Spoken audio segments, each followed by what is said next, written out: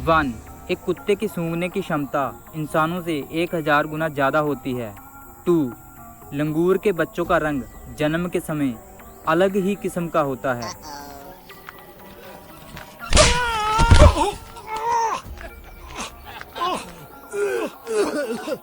3.